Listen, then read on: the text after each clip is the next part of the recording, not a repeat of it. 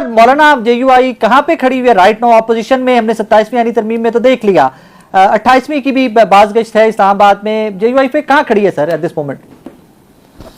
देखिए साकिब भाई, जमीयत उलमा इस्लाम तो अव्वल दिन से उनकी पोजीशन बहुत क्लियर है। आपने 26वीं आईनी तरमीम में देखा कि जब 26वीं आईनी तरमीम का मुसव्वदा हमारे सामने आया तो हमने उसको नाकाबिल कबूल करार दिया और हमने उसको मुस्तरद कर दिया। फिर उसके बाद आपने देखा, आप उसके विटनेस है, तमाम जो है मीडिया उसका विटनेस है कि हम तकरीबन 40 दिन तक उसको खींच के लेके गए। हमने तमाम अपोजिशन को ऑन बोर्ड लिया, PTI के साथ बैठे, सारी चीजें हमने तय की। जब 27वीं तरमीम में उसी 26वीं आईनी तरमीम की खिलाफ वर्जियां आई और वो सामने आई तो जमीयत उलमा इस्लाम वाहिद सियासी जमात थी जो पार्लियामेंट के फ्लोर पर खड़े होकर उन्होंने 27वीं आईनी तरमीम के खिलाफ वोट दिया।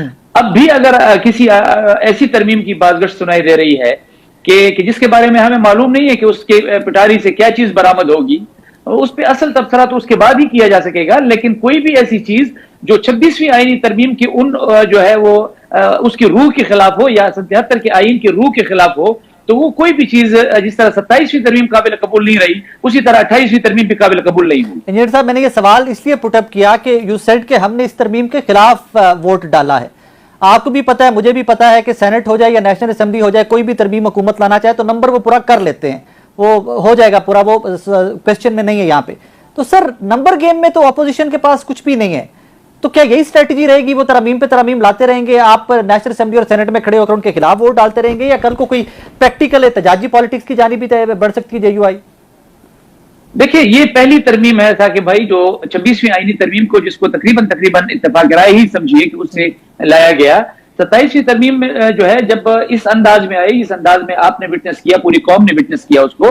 अब हमने 23 तारीख को जमीयत उलमा इस्लाम ने 23 और 24 को अपनी मरकजी शूरा का इजलास बुला लिया है और मरकजी शूरा के इस इजलास के बाद उसमें आपको ऐसे फैसले नजर आएंगे इंशाअल्लाह कि जो सिर्फ इस तरह की रास्ते रोके जाने की बात नहीं होगी, ज़बानी उसकी मुखालफत की बात नहीं होगी। हम इंशाअल्लाह मैदान में भी आएंगे और भी बहुत सारी चीजें अगर आपको सामने आती हुई नजर आएंगी और वो इस रूह के खिलाफ होगी जो 77 के आईन की है, तो फिर आपको जमीयत उलमा इस्लाम चाहे तनहा भी हो क्यों ना हो वो मैदान में नजर आएगी इंशाअल्लाह। जहां तक आपने नंबर्स की बात की है, देखिए नंबर्स, ये 73 का आईन जो है इसकी खुसूसियत ये है कि ये मुत्तफिका आईन था। द मोमेंट आप इस मुत्तफिका पोजीशन को चैलेंज करते हैं, जब आप स्टेक होल्डर्स को ऑन बोर्ड नहीं लेते हैं, जब आप सूबों को ऑन बोर्ड नहीं लेते हैं, जब आप सियासी जमातों को ऑन बोर्ड नहीं लेते हैं, फिर आप तरामीम तो कर लेते हैं लेकिन फिर आपको 18वीं तरमीम लानी पड़ती है जिसमें पीछे किए गए तमाम जो है वो इस तरह की तरामीम को वो अंडू किया जाता है और आईन को अपनी असल रूह में बहाल किया जाता है,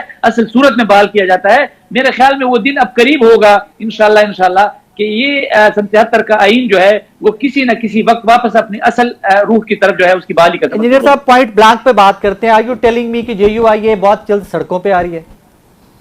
बिल्कुल, ये खारिज इम्कान इसलिए भी नहीं है कि जमीयत उलमा इस्लाम के लिए सड़कों पर आना ये कोई ऐसी गैर मामूली बात नहीं है, ये हमारे लिए मामूल की सूरत हाल है।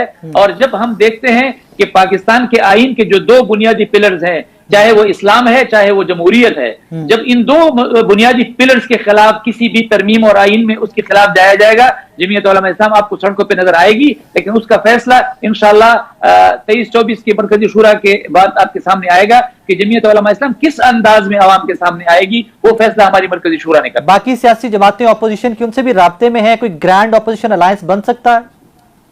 देखिए साकिब भाई, ग्रैंड अपोजिशन अलायंस की बात अगर हम करें तो अभी आपने कुछ 2 हफ्ते पहले, 15 दिन पहले तहरीक इंसाफ का वफद महमूद खान अचरजई साहब की क़ियादत में वो तहरीक तहफ़्फ़ुज़ आईन पाकिस्तान का वो वफद वो आया था। मौलाना साहब के साथ मुलाकात हुई, राजा नसर अब्बास साहब भी मौजूद थे, कैसर साहब भी मौजूद थे, सब लोग मौजूद थे।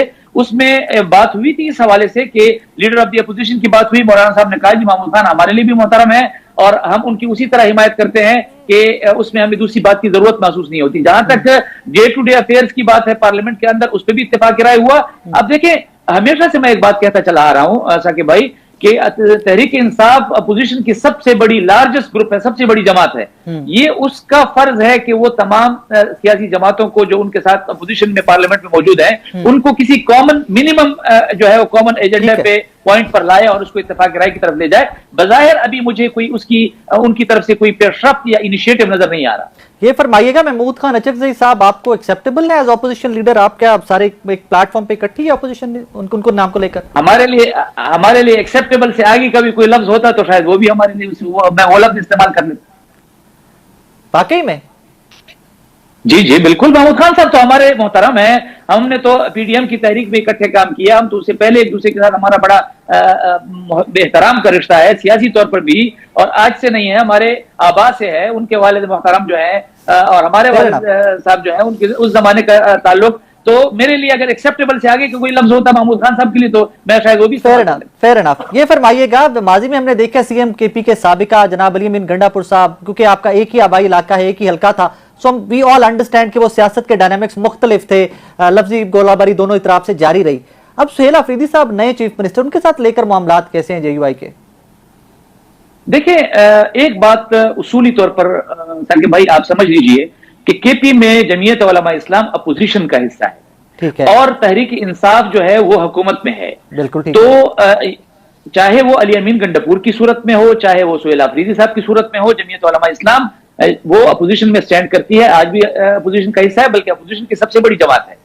تو علی امین گنڈپور صاحب کے حوالے سے ہمیں صرف ایک شکایت تھی جو ہم بار بار پی ٹی آئی کی قیادت کے سامنے رکھتے تھے کہ دیکھیں جب بھی ہم آپس میں قریب آنے کی کوشش کرتے ہیں، جب بھی اپوزیشن قریب آنے کی کوشش کرتی ہے اور وہ ایسے بیانات دے دیتے ہیں کہ اس کی بنیاد پر جمعیت علماء اسلام اور پی ٹی آئی کے درمیان کچھ نہ کچھ وقت کے لیے فاصلے آ جاتے ہیں۔ اب وہ صورتحال تو نہیں رہی، سہیل آفریدی صاحب کے آنے کے بعد وہ صورتحال تو موجود نہیں ہے، لیکن بہرحال ہم کے پی میں اپوزیشن میں ہیں اور اپوزیشن میں ہی رہیں گے۔ تو اس طرح کی صورتحال سے اب علی امین صاحب کے جانے کے بعد اگر وہ جو ایک قوت فائدہ اٹھاتی تھی ان کے بیانات کا، جب وہ موجود نہیں رہے تو پھر اب اس کا فائدہ پی ٹی آئی کو اٹھانا چاہیے جمعیت علماء اسلام کے قریب آنے کے لیے، کیوں نہیں اٹھا رہے؟ اس سوال کا جواب شاید پی ٹی آئی والے آپ کو بہتر انداز میں دیں۔ انجینئر صاحب بہت شکریہ۔